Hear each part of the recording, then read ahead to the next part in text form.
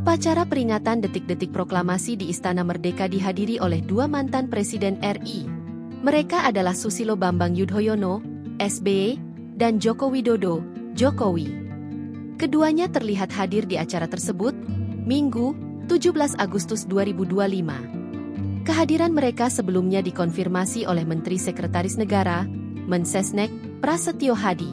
Insyaallah Presiden ke-6 Bapak SBY, Presiden ke-7 Bapak Joko Widodo insyaallah akan ikut hadir, kata Prasetyo dikutip dari tribunnews.com.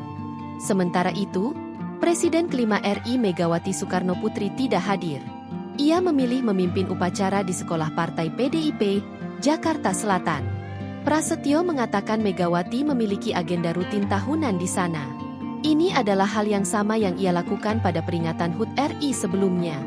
Megawati tiba di lokasi bersama putranya, M. Prananda Prabowo. Upacara di Sekolah Partai PDIP dimulai sekitar pukul 9 waktu Indonesia Barat. Megawati bertindak sebagai inspektur upacara. Adapun Presiden Prabowo Subianto memimpin langsung upacara di Istana Merdeka. Ini adalah kali pertama Prabowo menjadi inspektur upacara sebagai presiden.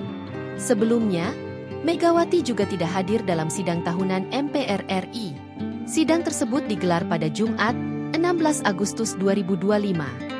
Saat itu, hanya SBY dan Jokowi yang terlihat hadir. Sejumlah mantan wakil presiden juga hadir di sidang tersebut. Mereka termasuk Tri Sutrisno, Jusuf Kalla, Budiono, dan Maruf Amin. Download Tribun X sekarang, menghadirkan lokal menjadi Indonesia.